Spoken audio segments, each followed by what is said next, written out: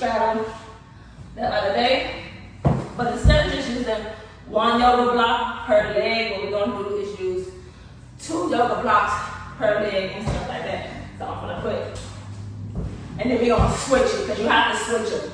And then you do both of them at the same time. So this is how you extend your middle split. So I'm pretty much warming up this middle split before I'm getting ready to do it as well too. It's always best if you put your arms to the T and you go like side to side when you're trying to warm up and do these things, just for the simple fact. You don't never want to just go right into it. I know people like get straight to the point. You can never get straight to the point when it comes to these videos. If anybody tell you they do that, they lie, but they have to. You have to. You must. And I can't emphasize this no more. You must warm up before you do anything. So check out my other videos when it comes to warming up and how you will warm up and stuff like that. But it is some simple ways where you can warm up. Okay, so I got it. Now, if y'all can see me, for those who could see me, what I do have, I have my arms like, if you ever see people at ballet, they put their arms like this. They curve, they put their left arm over, they have their right arm curved, and they go to the side. So that's pretty much what I'm doing now on the left-hand side, and now I'm going to switch it as well too, and we're gonna reach over as well too.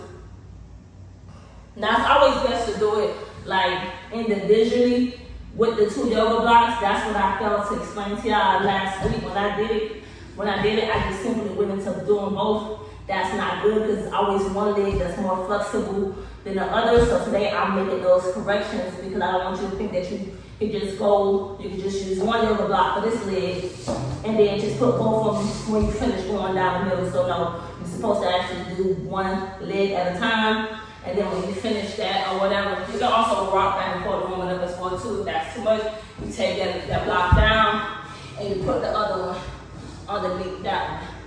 The other yoga block underneath the left foot or right foot, whichever leg you decide to use. So that's why I'm making the corrections today. I wish I would have had somebody to help me, because then when I'm doing the overstraddle, since I'm not where I want to be with the overstraddle, somebody could have put it under my foot. But we're gonna try to do the yoga block without somebody help. So that's gonna be the last thing that we do. It's always best and important. It's always best if you're gonna do the yoga blocks on each side one by one, that you stretch that side first that the yoga block is on. So say this is right now, the yoga block is under the right foot. You gotta make sure your foot is up and not turning in. Make sure it's out. Don't put your foot in, because that's how you're gonna injure yourself and you're gonna get yourself tightened. But nevertheless, as you can see, I have the yoga block on the right hand side, and I have my foot upright. You're gonna stretch that side first, and then you stretch that side without the yoga blocks next, okay? And it's almost like you go down a little bit further as well too. It's almost like your leg a little further when you do the yoga blocks as well too. I miss doing this. I miss working on doing my videos with the yoga blocks. I can't really wait until when I do Mondays with Maisha, that y'all see me using the yoga blocks a lot as well too. Because a lot of times people don't have the equipment that I have and that I invested in to make content with. So the most inexpensive bit that you can get is yoga blocks. So now I'm gonna put both of them underneath each other. So when it comes to having both of the yoga blocks, let me make sure it's under my ankles. Make sure that yoga block is under your ankles as well too.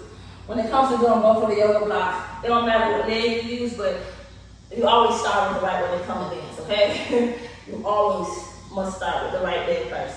Especially when, so since we're doing both of them, we can start with the right leg.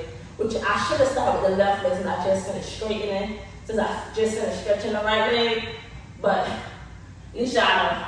And now we're gonna switch over to the other side. It's always best, like I said, to do the sides for like about 3 minutes as well too, so you can open up those sides as well too.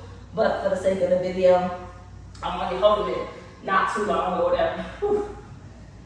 Okay, now we're gonna go down the middle.